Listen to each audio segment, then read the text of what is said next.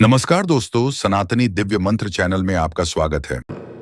हर हर महादेव दोस्तों, आप सभी लोग जानते हैं कि 22 दिसंबर 2024 यानी रविवार को पड़ रही है पौष महीने की अष्टमी तिथि। दोस्तों, इस बार की अष्टमी तिथि 2 दिन मनाई जाएगी, रविवार और सोमवार को, जो बहुत ही खास है। और दोस्तों, ये वो तिथि है जो पौष मास में पड़ने वाली सबसे बड़ी तिथि है, क्योंकि यह रविवार के दिन पड़ रही है और इसका बहुत ही बड़ा और विशेष महत्व होता है। पूज्य गुरु जी ने कहा है कि अगर कभी भी मौका लग जाए और पौष महीने की अष्टमी तिथि रविवार को पड़ जाए तो आप लोगों को 11 गेहूं के दाने का उपाय तो अवश्य ही करना चाहिए। इन दोनों का संयोग बहुत ही कम आता है। इसी के साथ में गुरु जी ने अपनी शिव पुराण कथा में बताया है कि इस दिन आपको 11 गेहूं के दाने का उपाय तो आपको अवश्य ही करना चाहिए, क्योंकि ऐसा दिन पूरे साल में सिर्फ एक ही बार आता है। और दोस्तों, आप सभी लोग जानते हो कि रविवार अष्टमी का अगर सबसे बड़ा कोई उपाय है तो वो 11 गेहूं के दाने वाला उपाय है। तो दोस्तों, इस रविवार के दिन आप लोगों को इस गेहूं वाले उपाय को जरूर करना है। बहुत सारे लोग होंगे जिन लोगों ने इस उपाय को ना किया हो, मतलब पूरा साल निकल गया, उन्होंने किसी भी दिन इस चावल वाले उपाय को ना किया हो। पर दोस्तों, आपके पास एक आखिरी मौका बचा हुआ है जो कि 22 दिसंबर के दिन है। तो इस दिन आप लोगों को इस वाले उपाय को जरूर कर लेना है। भले ही आपने पूरे महीने भर इस उपाय को ना किया हो, पर अगर आपने इस पौष महीने की अष्टमी तिथि के दिन अगर इस वाले उपाय को कर लिया तो आपको इस उपाय को करने का वो फल मिलेगा जिसकी आपने कभी कल्पना भी नहीं करी होगी। इसीलिए आप लोग इस वाले उपाय को एक बार जरूर कर लेना है, ताकि आप लोगों के हाथ से यह मौका ना जा सके और आपको इस उपाय को करने का फल मिल सके। दोस्तों, यह उपाय पंडित जी ने अपनी अभी की ही श्री शिव महापुराण की कथा में बताया है। जिस उपाय को आज हम आपको बहुत अच्छे से समझाने वाले हैं, इस वीडियो को देखने के बाद इस उपाय को समझने के लिए आपको कोई और वीडियो को देखने की जरूरत नहीं पड़ेगी। तो चलिए दोस्तों, उपाय को शुरू करते हैं। देखिए, यह इस पौष महीने के रविवार अष्टमी के दिन यह इतना खास होता है, इतना महत्वपूर्ण होता है। देखा गया है कभी कभी बड़े बड़े पूजा पाठ अनुष्ठान से जो मनोकामना पूर्ण नहीं होते, वो पौष महीने के रविवार के दिन एक छोटे से उपाय करने से ही आपकी मनोकामना पूर्ण हो जाती है। और बहुत सारे लोगों ने इस उपाय को किया भी है और उनको इस उपाय को करने का फल भी जरूर मिला है। अगर आप लोग भी इस उपाय को करना चाहते हैं तो आप इस उपाय को पहले अच्छे से समझ लेना, सुन लेना, उसके बाद करना। आपको इस उपाय का फल जरूर मिलेगा। और इस उपाय को कर लेने से आपके घर में चाहे किसी भी प्रकार की दुख और समस्या क्यों ना चल रही हो, आपको उसका कारण भी नहीं पता है कि भाई यह समस्या किस कारण से चल रही है, उसका कुछ भी कारण हो सकता है, जैसे पितृदोष हो सकता है या किसी भी तरह का मंगल दोष भी हो सकता है। तो इस दिन आप लोगों को यह वाला उपाय कर लेना है। यह एक ऐसा उपाय है जिस उपाय को अगर किसी विशेष दिन पर किया जाए तो भाई उस विशेष दिन का जो है वह तो हमें मिलता ही मिलता है, पर हमने उस दिन पर इस उपाय को किया है तो हमें उससे भी बड़ा फल मिलता है, और फल बहुत जल्दी मिलता है, क्योंकि आप इस उपाय को बहुत ही बड़े और विशेष दिन पर कर रहे हो। तो चलिए अब उपाय के बारे में बात करते हैं, लेकिन उससे पहले आप लोगों को यह जानना आवश्यक है कि आखिर यह उपाय किस समय करना है, किसको करना है और कैसे करना है। तो चलिए हम आगे आपको वीडियो में एक एक करके बता देते हैं। लेकिन उससे पहले अगर आप लोग हमारे चैनल पर पहली बार आए हैं या फिर मेरी आवाज आज पहली बार सुन रहे हैं तो हमारे चैनल को सब्सक्राइब जरूर कर लेना और इस वीडियो को लाइक करके कमेंट बॉक्स में श्री शिवाय नमस्तुभ्यम ओम नम शिवाय जरूर टाइप कर देना। तो दोस्तों, इस 11 गेहूं के दाने वाले उपाय को हमें इस रविवार अष्टमी के दिन कैसे करना है, किसको करना है, किस समय करना है और कहां पर करना है, ये सारे सवालों के जवाब आपको इस वीडियो में मिल जाएंगे। और जो ये वीडियो देखेगा भाई, उसको 11 गेहूं के दाने वाला उपाय जरूर करना चाहिए, क्योंकि इस दिन एक गेहूं के दाने का भी बहुत ही बड़ा और विशेष महत्व होता है। और जब बात आ जाए 11 गेहूं के दाने की, तो ये सोने पे सुहागा वाली बात हो जाती है और ये एक बहुत ही बड़ा उपाय हो जाता है। इस रविवार अष्टमी तिथि का बात करते हैं उपाय की। देखो, गुरुजी ने कहा है कि अगर रविवार के दिन अष्टमी तिथि पड़ जाए तो इस दिन आपको 11 गेहूं के दाने वाला उपाय तो अवश्य ही करना चाहिए। देखो, यह उपाय यदि आपके जीवन में कर्जा बहुत अधिक है, आपके जीवन में संकट बहुत अधिक रहते हैं, आपके ऊपर बहुत अधिक विपदा आ रही है, बार बार आपको अपने व्यापार में और अपने धन में हानि देखने को मिल रही है, यानी कि आपको प्रत्येक कार्य में हानि हो रही है, तो आपको यह उपाय करना चाहिए। देखिए, इस उपाय के लिए आपको 11 गेहूं के दाने आपको लेने हैं। ठीक है, 11 दाने लेने के बाद में आपको जरूरत होगी चावल के दानों की। 11 चावल के दाने और 11 गेहूं के दाने, और चावल के दाने खंडित नहीं होने चाहिए। अब आप कहोगे भैया गेहूं कहां से लेने हैं? देखो, आपको किसी भी किराना स्टोर पे गेहूं के दाने मिल जाएंगे, जाके ले लेना। ठीक है ना? 11 गेहूं 11 चावल के दाने लेने हैं। साथ ही साथ आपको एक तांबे का लोटा लेना है, और उस तांबे के लोटे में आपको जल भरना है। जल आपका खुद के घर का होना चाहिए, मंदिर का नहीं होगा। अब आप ये सब सामग्री लेकर पहुंच जाओगे महादेव के शिवलिंग के पास में शाम के टाइम पे प्रदोष काल में। देखो, जब आप ये उपाय कर रहे हो तो अपना फेस रखना उत्तर दिशा, नॉर्थ डायरेक्शन की तरफ। अब यहां पे जो मैं आपको क्रम बताने जा रहा हूं ना, उस मेरे क्रम को बहुत ध्यान से सुनिए। महादेव को अगर कोई सबसे प्रिय है ना, तो उनकी सबसे छोटी पुत्री जिनका नाम है माता अशोक सुंदरी, जो आपके पास में चावल के 11 दाने हैं ना, उन चावल के 11 दानों को माता अशोक सुंदरी के स्थान पर आपको अपना नाम और गोत्र बोलते हुए समर्पित कर देने हैं, है ना? चावल के दानों को रखने के बाद में जो आपके पास में तांबे का लोटा है ना, उस तांबे के लोटे को कहीं पे भी हम जल नहीं चढ़ेंगे। सिर्फ और सिर्फ माता पार्वती का जो हस्त कमल आपको दिख रहा है, यहीं पे गोल गोल आपको समर्पित करना है उसी जल को, और कहीं नहीं। ना तो माता अशोक सुंदरी के स्थान पर, ना तो शिवलिंग के ऊपर, सिर्फ आपको यहां पे गोल गोल जलाधारी पर आपको उस जल को समर्पित करना है। अब आपके पास में बचे हुए हैं 11 गेहूं के दाने, और बचे हैं उन्हीं 11 गेहूं के दाने को आपको अपनी मनोकामना, अपने विशेष कहते हुए महादेव के शिवलिंग के ऊपर अगर आप अष्टमी के दिन प्रदोष काल में समर्पित कर देते हैं, तो आपकी जो भी मनोकामनाएं होंगी, जो भी विश होंगी, महादेव पूरी जरूर करते हैं। अन्न को समर्पण करने से, उस खासकर गेहूं को समर्पण करने से हमारी इच्छाएं पूरी होती हैं। और अगर वो दिन अष्टमी का दिन हो, तब तो इससे सुंदर संयोग कुछ भी नहीं हो सकता।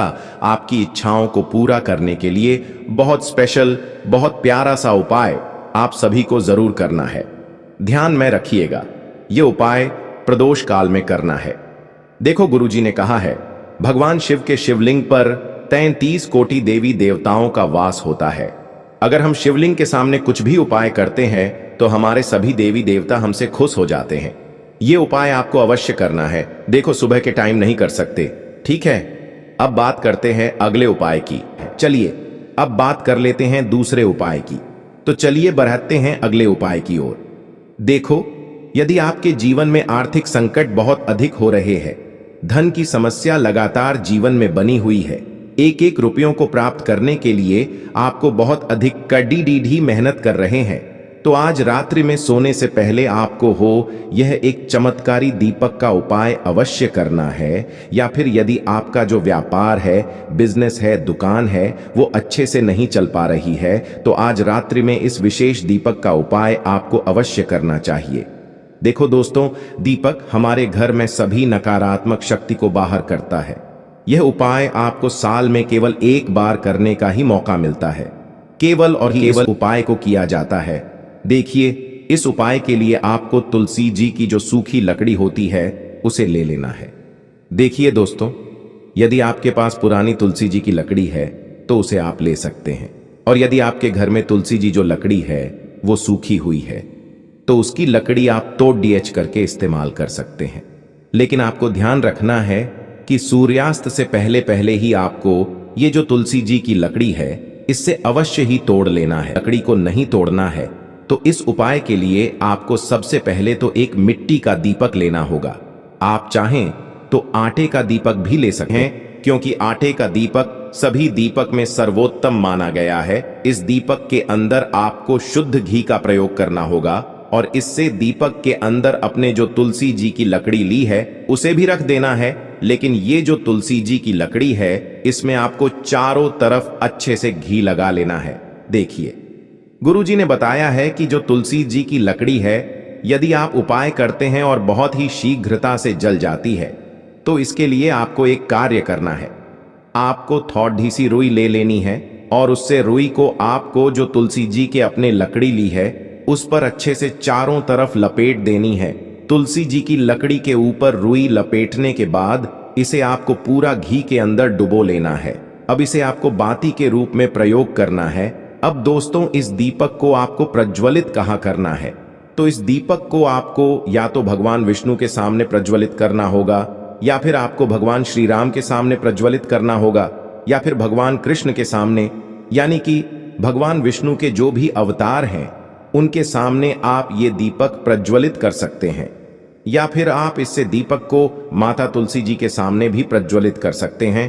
पूज्य गुरु जी ने बताया है कि जो भी व्यक्ति इस प्रकार से तुलसी जी की डंडी से यह दीपदान कर देता है उसके जीवन में कभी भी धन की समस्या नहीं होती है। इसीलिए आपको ये पूरे साल में केवल एक बार ही मौका मिलता है। इस उपाय को करके देखना, आपकी सभी इच्छा जरूर पूर्ण होगी। यह जो उपाय है रात्रि में सोने से पहले करना है। बात करते हैं अगले उपाय। देखिए, इसके लिए आपको क्या करना है, एक काली मिर्च लेनी है। देखो, ध्यान से समझना, एक काली मिर्च लेनी है और ध्यान देना है कि काली मिर्च कहीं से भी खंडित नहीं होनी चाहिए। फिर इसके बाद आपको लेना है एक गोल बाती का दीपक। देखिए, दीपक आप चाहे तो माटी का ले ले, और यदि आपके पास माटी का दीपक नहीं है तो आप यह दीपक शुद्ध आटा लगा करके एक दीपक बना सकते हैं। बस आपको ध्यान देना है कि उस आटे में आपको नमक या हल्दी का प्रयोग नहीं करना है। ठीक है, तो आप एक बढ़िया सा दीपक बना लें और उस दीपक में गोल बाती लगा करके उस दीपक में आपको घी भरना है। देखो, गाय का शुद्ध घी आपको उस दीपक में भरना है। अब क्या करना है, आपको इन दोनों चीजों को लेकर चले जाना है। बेलपत्र के पेड़ के पास देखिए, देखो, गुरुजी ने अपनी अभी की शिव महापुराण कथा में भी बताया था, जो भी व्यक्ति प्रदोष काल में जो भी एक दीपक प्रज्वलित कर देता है उसके घर पर धन की कमी नहीं हो सकती। देखो, यदि आपके घर के आसपास कहीं बेलपत्र का पेड़ नहीं है या घर से काफी दूर पड़ता है और आप जा नहीं सकते, तो आगे हम ये भी बताएंगे कि कैसे इस उपाय को करना है। अगर बेलपत्र वृक्ष ना हो तो देखो, अब आपको प्रदोष काल में इन दोनों चीजों को लेकर चले जाए बेलपत्र के पेड़ के पास में। अब क्या करना है, सबसे पहले आपको उत्तर दिशा की ओर मुंह करके आपको खड़े हो जाना है और जो आप दीपक लेकर गए हैं उससे आपको बेलपत्र की जड़ में प्रज्वलित करना है।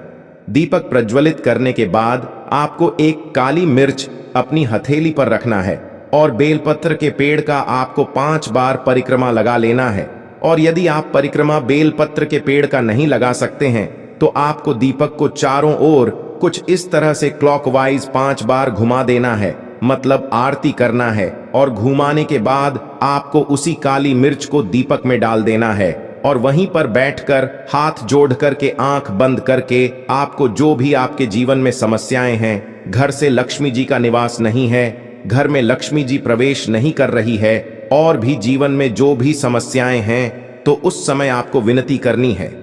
ठीक है, अब इसके बाद यदि आपके घर के आसपास कहीं बेलपत्री का पेड़ नहीं है तो आपको इन सब चीजों को लेकर चले जाना है शंकर जी के मंदिर में। और शिव जी के मंदिर पहुंचकर आपको क्या करना है, आपको इसी एक दीपक को आपको शंकर जी के मंदिर की जो चौखट होती है ना, वहां पर आपको इस दीपक को जलाना है। और दीपक जलाते समय आपका मुख उत्तर दिशा की ओर होना चाहिए। दीपक जलाने के बाद आपको क्या करना है, एक काली मिर्च अपनी हथेली पर रखना है और आपके जीवन में जो भी समस्याएं हैं, चाहे वो समस्या परिवार को लेकर हो या फिर धन को लेकर हो, वो अपनी वह समस्या बोलनी है। और बोलने के बाद आप उसी काली मिर्च को दीपक में डाल देना है और आपकी कामना पूर्ण हो जाए, घर में लक्ष्मी जी का निवास हो, ऐसी कामना आपको कर लेनी है। देखिए, शंकर जी की मंदिर की जो चौखट होती है ना, उसमें 33 कोटि देवी देवता निवास करते हैं। यदि आप वहां पर दीपक जलाते हैं तो इससे भगवान शिव तो प्रसन्न होते ही है, साथ ही आपको 33 कोटि देवी देवताओं का आशीर्वाद प्राप्त होता है और वह सभी प्रसन्न होते हैं जिनकी आशीर्वाद से आपकी कामना 100% पूरी होती है। तो आप ये उपाय जरूर करिएगा। आप बहुत ही छोटा सा उपाय है, करके देखिएगा। देखिए, अब हम जान लेते हैं गुरु जी द्वारा बताए गए दूसरे उपाय के बारे में। ये उपाय बहुत ही चमत्कारी है क्योंकि इस उपाय से आपके जिम्मे तेज की वृद्धि होगी, यानी कि जीवन से जितना भी अंधकार ही वो सभी दूर होगा। तो इस उपाय के लिए आपको मात्र एक गुड़ का टुकड़ा लेना है।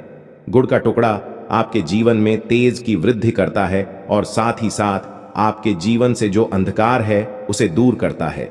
इसी के साथ मैं आपको एक चावल दाना यानी कि अक्षत का दाना लेना है। ये चावल का दाना आपके जीवन में सुख शांति को लेकर के आता है। आपके जीवन में धन की जितनी भी परेशानियां हैं उन्हें समाप्त करता है। इसी के साथ मैं आपको मात्र एक हरा मूंग लेना है। हरा मूंग जो है वह बुध ग्रह को प्रसन्न करता है। देखिए, हरे मूंग का उपाय करने से बुध ग्रह मजबूत होता है और बुध ग्रह के मजबूत होने से बुद्धि, ज्ञान और विवेक की प्राप्ति होती है। तो ये तीनों ही सामग्री आपको एक एक लेनी है, यानी कि एक गुड़ का टुकड़ा, एक चावल का दाना, एक हरा मूंग आपको लेना है। देखिए, हरा मूंग का दाना और चावल का जो दाना है वो आपको साबुत लेना है, खंडित नहीं होना चाहिए। और इसी के साथ में आपको मात्र एक तांबे के पात्र के अंदर अपने घर से शुद्ध जल ले लेना है। देखिए, अब इन सभी सामग्रियों को लेकर के सीधे आपको पहुंच जाना है भगवान शिव के मंदिर में। आप ये उपाय सुबह से लेकर के शाम तक किसी भी समय कर सकते हैं, लेकिन रविवार के दिन ही आपको इस उपाय को करना है। तो सबसे पहले तो ये जो एक गुड़ का टुकड़ा है, एक चावल का दाना है और एक हरा मूंग का दाना है, उन तीनों को आपको उस जल के पात्र के अंदर डाल देना है। लेकिन यह जो उपाय है आपके जीवन की सारी परेशानियों को दूर करने के लिए होता है। लेकिन विशेष मनोकामना तीनों सामग्रियों से ही आपकी परिपूर्ण हो जाती है। देखिए, यदि आपके जीवन तेज होगा तो सभी आपसे वार्तालाप करेंगे, सभी आपसे बात करेंगे और आपका जो मान सम्मान है वह बढ़ता है। और चावल का जो दाना है वह धन में वृद्धि करता है, मन की शांति के लिए होता है। और हरा मूंग जो है वो बुद्धि, ज्ञान और विवेक की प्राप्ति के लिए होता है। अब देखिए, यह जो एक पात्र है इससे आपको भगवान शिव के शिवलिंग पर धीरे धीरे अर्पित कर देना है।